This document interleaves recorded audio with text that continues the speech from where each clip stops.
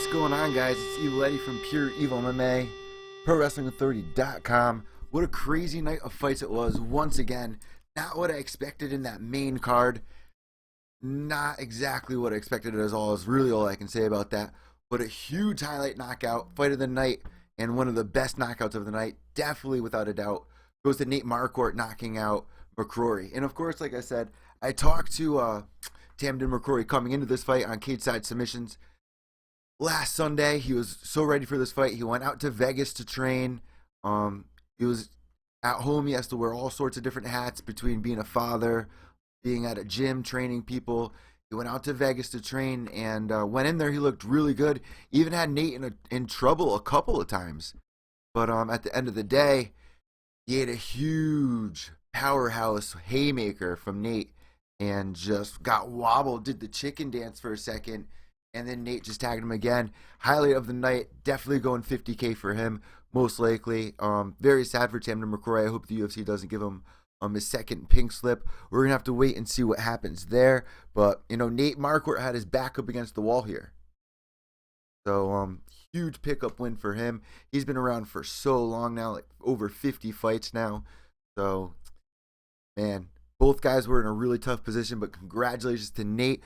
The girls started off the night with a bang. Kelly Fashholtz, who fought Lauren Murphy not too long ago in a fight where she lost. I think that was her debut fight. Coming up tonight, facing Vieira. And Vieira ends up winning in a decision win.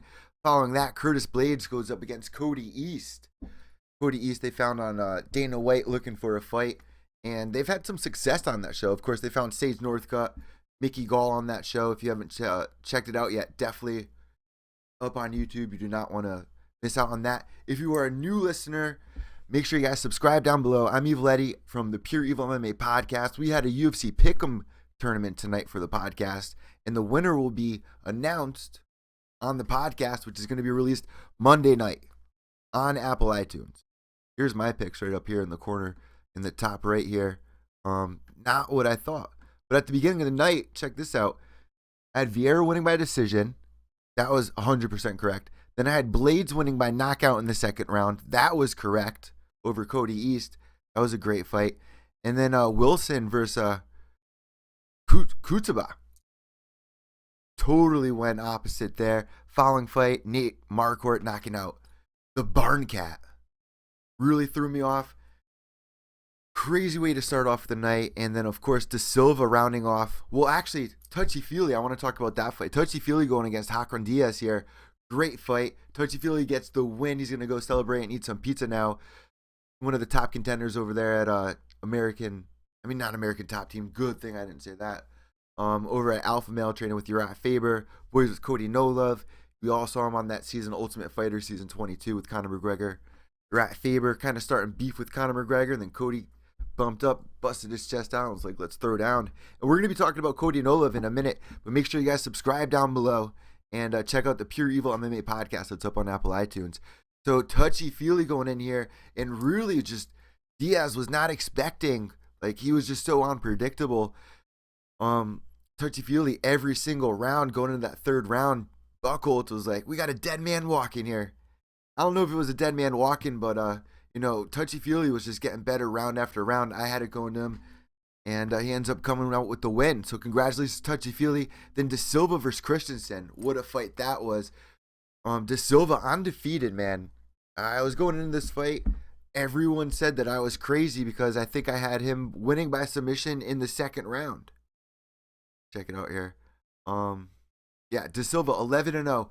All 11 wins, I'm pretty sure, were by knockout. Yeah, all 11 wins by knockout. I said he's going to get the submission. He's probably going to get a knockdown. Jump right on him and just squeeze for the life of him. That's exactly what happened. Getting the submission in the second round, I believe it was. I think it was the second round going up against Christensen. Congratulations to Christensen, though. He did a great job tonight. Very impressive fighter. I'm pretty sure this was his debut. I'm not 100% on that. You guys can correct me if I'm wrong there. But De Silva coming out. Cool story about him. When he first started fighting, his parents, I guess, are strict. And they didn't allow him to fight, so he told his parents, like, oh, I'm going to watch fights. So a couple wins later, he finally tells them that he's winning fights, he's undefeated, and they actually agreed with him. Congratulations to him. Now he's 12-0 with 11 wins by knockout and 1 by submission. Very excited to see what happens with him next. Following that, we got ourselves into the main card. And here, everyone was caught off guard. If you guys are all watching the season, Ultimate Fighter season 24, we're on now actually, which is kind of crazy. 24 seasons later. Marino and all the fighters on this season, it's been a great season, are all champions. Every single fight has ended. Not one has gone to decision. I think we're getting into our 6th episode now with that. So looking forward to the way that finishes out. Apparently the winner has been leaked. I'm not going to ruin it for anyone or say anything. But Marino coming in here tonight and submitting Smoka. No one saw this coming. The featherweight division, the strawweight division got a lot of new contenders coming up with the season Ultimate Fighter. A lot of interesting fighters that we are going to see very soon. I'm pretty sure the UFC is paying them all, obviously, because they're champions in their other organizations. So I really wouldn't be surprised if they bring a couple of them over. We see this every season, but here especially, they're all champions. So are they all going to really want to come over here? I don't know, but a huge move by Marino taking this fight against Smoka on short notice. Originally, this fight was supposed to be set up with younger Pettis' brother, I'm sure. And that fell through. But Marino getting the submission, huge win, booming him right up into the rankings here. So, and this is a huge controversy, guys. Should debut fighters, even if it's on short notice, I understand it's a short notice fight. He's doing us a favor here. But should short notice fighters who are on debuts especially be fighting ranked fighters? Like Smoka was ranked 10th. So now does Marino go up the rankings? This is a huge thing. I really want to know what you guys think about this. So make sure you guys tag me on Twitter at evil_echo. That's EVIL_ECCO. And make sure you guys come back every Wednesday night. We're live every Wednesday night at 10 p.m. Eastern time. Me and Ted Check. If you don't know who Ted Check is, you're crazy. Or this is probably your first time on YouTube watching an MMA video. Ted Check, the MMA superstar, YouTube superstar, does a show with me every Wednesday night. We have a blast, fun segments. We just did Zombie Apocalypse. And guys, tomorrow, well, here's a preview of the Zombie Apocalypse really quick, since we're talking previews here. See if it will change the scenes. There's the scene right there. I asked everybody if you could pick 5 UFC fighters, any current active UFC fighters right now, in the Zombie Apocalypse to be on your crew, to be on your squad. What would your squad look like? If any of my new viewers are out there and you don't know who a couple of my fighters were, number one, right off the bat, you want a bigger guy, right? You want to, just in case you need to throw down, you need trucks lifted. Maybe you'd pick Stipe. I think Mark Hunt is your man here. He's got the cardio to do it. He's a funny dude. He keeps it 100 all the time. I want him on my squad. Pure Evil Army. I'm picking Mark Hunt, who was just right there over in the corner. Number 2, without a doubt, we both agreed on Tim Kennedy. Definitely check this segment out. It's down below. You guys want to subscribe. Every Wednesday night, we have fun segments like this. And actually, tomorrow night, I'm going to be speaking with Jarina Bars, the champion, who has a win over, well, that's not Jarina Bars right there, but Jarina Bars has a win over Chris Cyborg. You should definitely check out that highlight video. I'm going to be speaking with her tomorrow night for the podcast. So not only am I going to be releasing the UFC Pick'em winners for our Pick'em League, but Jarina Bars, the champion of Lion Fights, is going to be coming on. Not only her, but the CEO, Scott Kent of Lion Fights. He's going to be coming on to discussing their next fight coming up in Vegas. They came over here to the East Coast a couple of times. Lion Fight 30, Lion Fight 31. Jarina Bars fought Angela Whitley. I got to speak with both of them. I had to speak with a lot of fighters on that card. Great organization, very exciting fights. Tune in. It's on Access TV when they go live. Pat Miletich is giving their commentary. Great guy. So UFC Hall of Famer. Definitely tune in. This is going to be on Apple iTunes Monday night, released every Monday night. We have members of the week. So if you want to follow us on Twitter and get in on the action, evil_echo. All right, so let's get back into it. Smoka gets submitted. All right, Berkman versus Otto. Otto coming into this fight, 13-3. Berkman 29-13. Berkman's been shaky lately, though. I don't know what's going on with this guy. He hasn't been too hot lately. But I went with him. I thought he was going to win tonight, and comes out Otto, who put on a great fight. He really did. He has great striking, amazing wrestling. 3 wins by knockout, 9 by submission. He ends up taking this fight easy. Berkman's no joke either. That's the people's warrior. I don't know what's going on with him. We were discussing it on Twitter. Maybe he should change his fight camp. I don't know. I'm not one to, play a manager for any of these fighters. I don't know what's going on, but I hope that he figures it out because he's one hell of a fighter and puts on exciting fights every single time. Easy UFC contender. I wouldn't want to see him anywhere else. He's got to figure out his game plan. That's really all I can say. Brooks versus Oliveira, and I know you guys are all waiting for me to get into this. Very controversial fight. Oliveira, the way it ended, wasn't pretty. Brooks in the first round was doing great wrestling Oliveira, got a couple takedowns in on him, and blocked a couple of Oliveira's takedowns. Went straight to the wrestling, ranked number 11th in that division. He came in and he's been on a hot streak. He just had a win over Ross Pearson. This was an amazing, exciting fight. But then he said he got a hurt rib going into the second round. And he really wasn't trying to show it, but man, he was in a lot of pain. Alex Oliveira, who we will not call Cowboy anymore. I think he lost the name Cowboy after the Cowboy fight. Wasn't that like the whole deal with all that? I'm pretty sure it was. It was the fight for the Cowboy name. You can't have two Cowboys in the UFC, and they just had the fight. You can't call him Cowboy, and especially after this act right here, I definitely do not want to call anybody who acts like that, even if it's in the heat of the moment.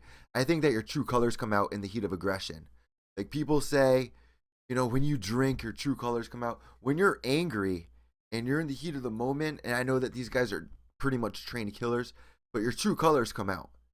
That's just what I believe, honestly. And what he did tonight was just not acceptable. Going like this. You tell him to suck it. He's sitting there with a bruised rib on the ground, a lot of pain. Oh, well, Brooks actually gets up and throws his mouth guard at him, and they try to chill off that moment real quick. Things got turned up real quick there. Really not happy with that unsportsmanlike conduct. I do not appreciate that. I know a lot of people don't appreciate that, but then again, I'm a fan of Michael Bisping, so I know I might get shit for that. And I'm totally open to the shit talking, but everyone has a right to their picks. I just didn't think that was right to do. I don't think that acting like that after a win where you were clearly losing that entire fight up until that point where he really had a rib was all messed up. And, these guys fight with broken bones all the time. And you wouldn't even know it. It's just crazy what these athletes go through. These guys are just like the people in the MLB, just like the people in the NFL. They're trained athletes. This is their life. Every dollar counts, and not to mention that Cowboy Oliveira missed weight by 5.5 pounds here. For him to be acting like that is totally uncalled for, extremely unprofessional. I know he's getting a lot of heat for it right now. I'm interested to see what he says afterwards.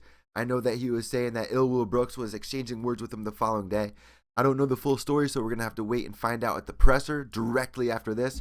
We'll be talking about that. All right, John Lineker versus John Dodson. This was absolutely nuts. And let me know what you guys thought, because a lot of you guys were saying that Lineker was going up on this fight. He definitely won this last round, apparently. I thought Dodson overwhelmed him. I thought that the speed of Dodson was overwhelming, frustrating Lineker. And there were a couple highlights there in that fight. Lineker just wanted to throw down. He was like so ready for it. Just like, come on. And there was one great part where he tries to like get him to come on, and the magician John Dodson was like, and then Lineker just like screws away. We're all like, what the hell's Big John McCarthy's like, no, none of that play. What are you guys doing? Brings it back in together, but that was a highlight. And then another part, in the second or third round, I believe it was, I had Dodson up on the first couple of rounds. Lineker, was landing some exchanges when Dodson was going in for him, when I thought he was really risking it. He didn't need to do that. He was playing a great game, I thought. He was going in and out. His speed was killing him, frustrating him. And Lineker just wanted to throw down with him. And Dodson was like, he would get himself caught in the corner of the octagon and just start exchanging with him. And found himself caught, but you know what? His counter was right there. Lineker was getting a little slower in the later of the fight, but started landing more because Dodson was, more open to trading with him. I thought he had a great game plan going in the first and second round, but as they opened up, it was a great fight, and I didn't think it was going to go all 5 rounds. So shout out to Ted Check. That's the first thing that came to mind, guys. I told you guys that I didn't think it was going to go the distance, but wow. It was an all-out war all the way to the end. Very entertaining fight. Everything I wanted it to be. I hope it was everything that you guys wanted it to be. Going to the decision, though, I thought Dodson literally almost shook him in that last round. Lineker literally got head wobbled. And Dodson landed a bunch of head kicks that landed flush right on the head of Lineker. I thought he landed at least twice as many strikes. Maybe 3 times as much. I don't know. We got to look at the stats here. I might be totally off. Call me out if I'm off. I'm totally open to it because I got to look back at the stats. However, I thought John Dodson was up here at 3 rounds. That last round did it for me. I thought that it was tied 2-2 going into that last round, and then Dodson had it there. But then again, Lineker was trading with him and landing some nice shots. Dodson found himself in trouble as well in that last round. It was a great fight. They definitely climaxed a couple of times into that 5th round. Was crazy. Shout out to Ted Check for calling this decision to. I think he went with John Dodson as well. Correct me if I'm wrong, any of my listeners out there. Well, I think he said Dodson because literally I said John Dodson's speed's gonna overwhelm him and frustrating him, and he was doing a great job. And Lineker was just so hungry for that, just to throw down. And we see that with every fight. He intrigues him. He was inching in little bit by little bit, cornering John Dodson back into the corner of the octagon and intriguing him to fight. He sharpened it up, and it lived up to its potential. So what do you guys give this card? It was a free card. A lot of fights on here went didn't go to distance. There were crazy highlight fights here. The Nakamura fight, that was a great fight. Nakamura getting submitted by Zaleski. Cody East versus Blades fight, that was a great fight. The Nate Marquardt versus the Barn Cat, highlight of the night, knockout of the night. I felt so bad for McCrory, and that's the problem with being an MMA correspondent. When you talk to these people, you don't want to see anyone that you feel a connection with get stumbled like that in any sport. You know what I mean? So that's a rough one. I wonder what's next for Camden McCrory, the Barn Cat. He's an exciting fighter. A lot of people picked him coming here, Fighter and the Kid. They were raving about him on their last episode. Not the Bob Saget episode, the episode before it, I'm pretty sure. And you know what? Nate Marquardt had his back up against the wall here. He definitely needed this win, or he probably was going to get the pink slip. So he gets the 50K without a doubt. He better get the 50K tonight. As for Oliveira and the way that he was playing tonight, I do not enjoy what was going on with that. And make sure you guys let me know what you think about debut fighters fighting ranked fighters. What's up with that? Do you think that's legit? He was coming off this season of Ultimate Fighter and really lucked out with that submission. I mean, I know he's a champion.